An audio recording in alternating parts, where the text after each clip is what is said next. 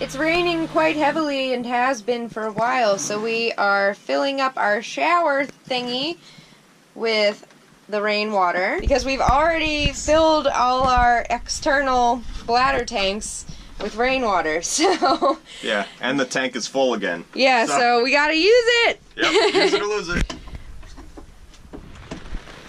When it's raining, we open up the rain collectors, and this is how we know when the rain tank is full, because the water is awash. Then when we start drawing on it, it'll start going down right away. So we don't have anywhere else to pour more rainwater, so we're just going to start using it straight from the source. So Maddie's going to be doing the dishes with rainwater.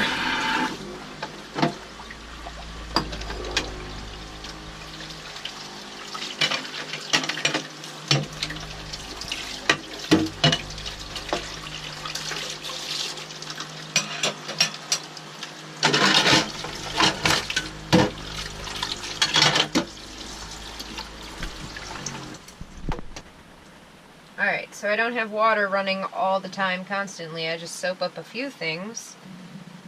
And then...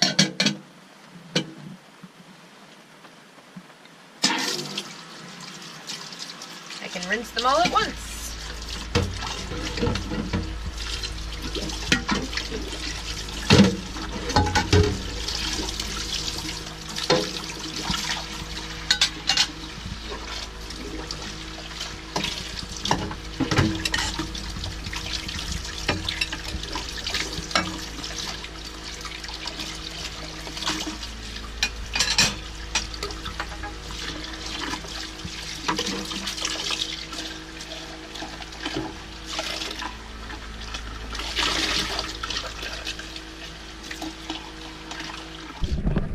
Morty, do you want an apple? Morty likes apples. Morty, here you go.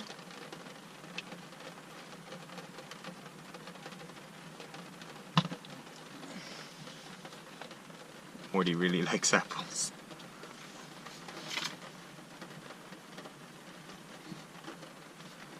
Enjoy your apple, Morty. It's a rainy day, and we can't really go outside because of the rain, so we're inside. And I got motivated to do one of the big projects that I've been putting off for a long time, which is to organize my clothes. So I have a lot of clothes, and I haven't put them away in a long time. Usually I have like a summer stash and a winter stash, and I switch them. But this last summer, when it started, I just kept the winter clothes out. It's just a big mess. So I'm currently organizing all this, and this is not all of them yet, to figure out what we're going to keep out and what we're going to put away for long term. And in the meantime, Maddie's going to be reading to me. Yes, because I have nothing else to do. Meanwhile, we have the pitter-patter of the rain on the hatch above us.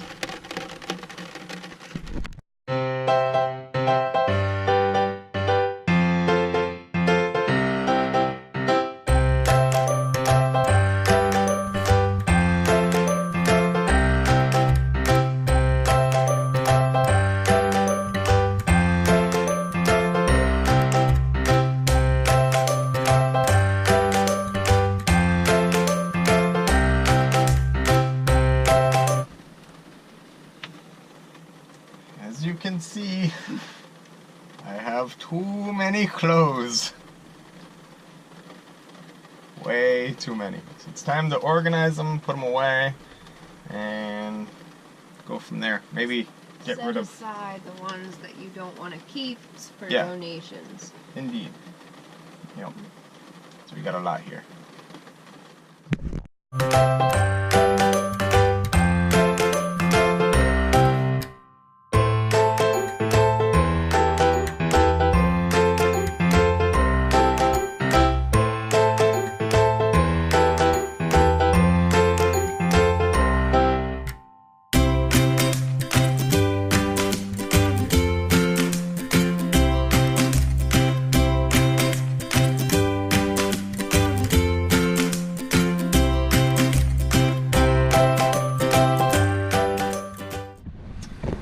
wanted to get something from the freezer for dinner, but the ice has kind of melted solid onto it.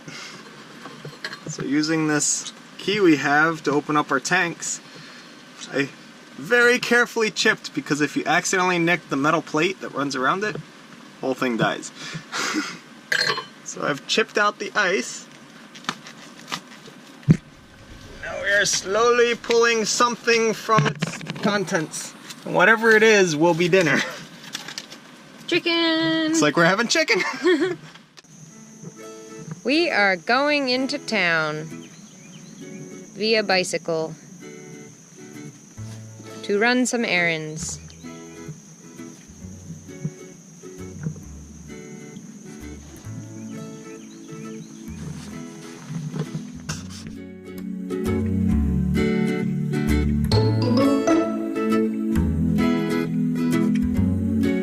Bikes sure do open up a window of opportunities. It's foul weather today, so instead of our regular fallies, I'm wearing my biking fallies because I used to be a huge cyclist. Had to put that on the back burner when I started sailing more, because just that, bikes don't fit on a boat as easily.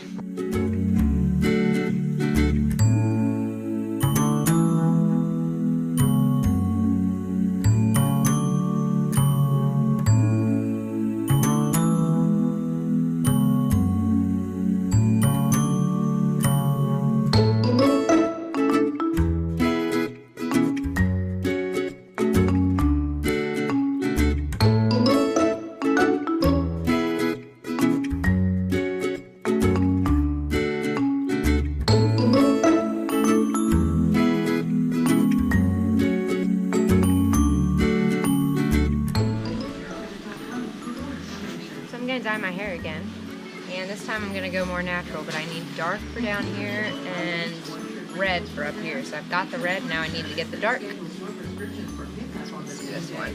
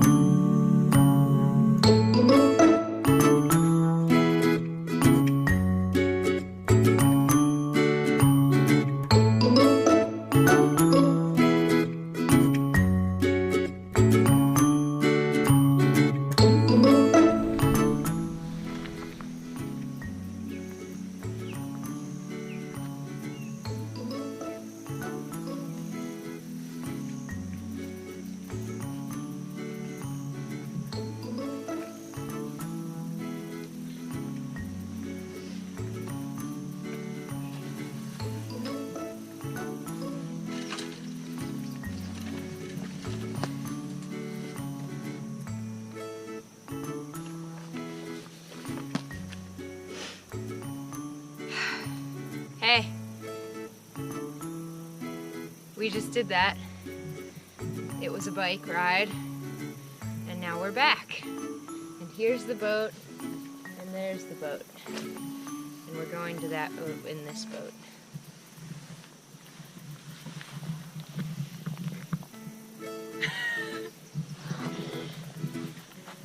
Alright, let's load up the bikes.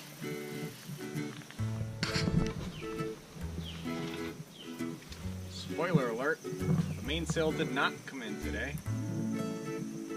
We're not happy about it. No.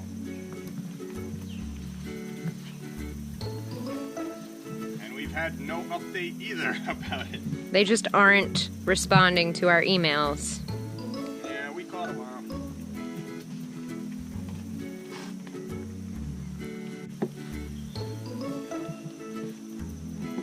Really, really good padlock to have is this one made by Avis. Not that we thought anybody would steal this boat. Yeah, but this one, it's the 5540. It's all bronze, and these are really old. Like, these came with our boat, which is like 50 years old, and who knows how old these guys are. And they're out in the rain, they're in the elements, they always work. It's really good.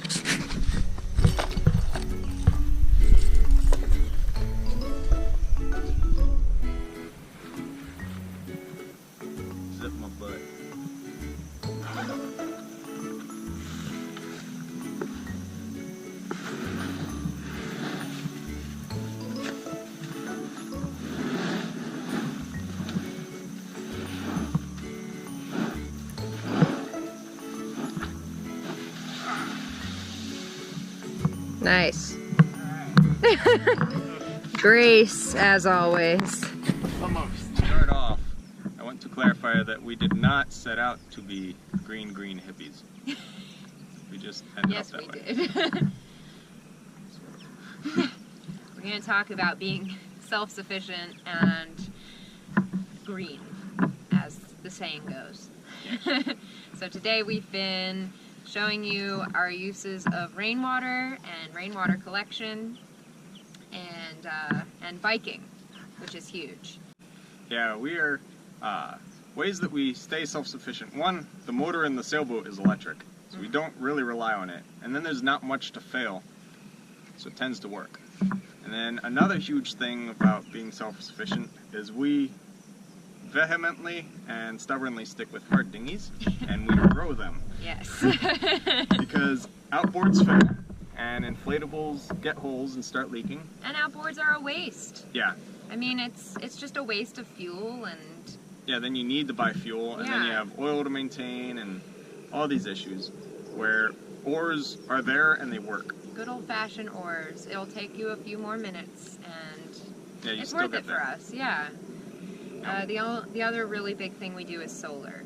Yeah. So the motor in the sailboat is electric, and then we recharge with solar panels. So we literally just sit, and that recharges our batteries. Yeah. We're never reliant on the places we go for power. So we can always just anchor out. We don't have to pull up to any marinas. We don't have to do any of that nitty-gritty stuff. We just drop the anchor. As long as it's sunny, we have power. And when it's not sunny, it's not cold. When it's not hot. Yeah, it's not hot.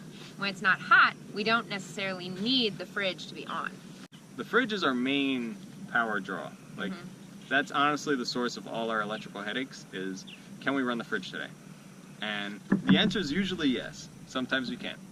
And I gotta say, it feels... You hear about this with tiny houses and tiny living, and the reality of it is that this boat is smaller than a tiny house. Yeah. So we're doing it like really hardcore. So it actually does feel really good to not leave such a big carbon footprint on the world. And you know, we're not driving, which is huge. We're not using electricity. Yeah, instead of, like, when we get to shore, instead of a car or a scooter or something like that, we have our bicycles. Yeah. And we just bike everywhere we need to go. Like, we just biked 3 miles in the rain to go to a store, and now we came back. So it's like, you do what you can. And it's great because we get the extra exercise, which we're lacking because we're not, like, going anywhere. Yeah, so it's great for our health. It's great for the environment. It's just, it feels really good all around. And we have found all these little tricks and all these, and it's, you know what? And people say, oh, you know, this is where I'd rather have a diesel, and how inconvenient. Or you really need an outboard for that. Yeah, outboard, outboard, outboard. We never stop hearing it, and that's okay. And, I mean, we'd probably be happy with an outboard, but right now, in our current mindset, we're happier just taking things slowly. Yeah. And then, from an economic standpoint, if you don't have an outboard, you don't have gas to buy. If you don't have a diesel, you don't have diesel to buy. Yeah. If you don't tie up, you don't have to pay slip fees. It's like, you can look at it as going green, as saving green as well. Yeah. Yes, saving green and going green. The birds are obsessed with our mast right now. These birds are obsessed with our rigging. I hope they're not making a nest in there. They're just chilling. Speaking of being green, even the birds love us. The other green thing that we do is our trash, the way we handle our trash. Yeah, so we don't produce much trash on the boat, and that's partly because we don't bring many things that can become trash onto the boat. So when we go shopping, we try and minimize the cartons we buy. So if it comes in a big box, we take the box off and put it into jars. So that way, in large cities where they actually have recycling, it can be dealt with properly. Because you get to some small places where they either burn the trash or bury it, it's not so good. So we get rid of it in places that can handle it, and then we don't have any trash later. The other thing we do is we get all the shopping bags we use those as trash bags. And we tend to produce about 2 to 3 a week. When you don't have space to put your trash, you tend to be more conservative and aware of what you are buying and what you get rid of before you get on the boat. Yeah.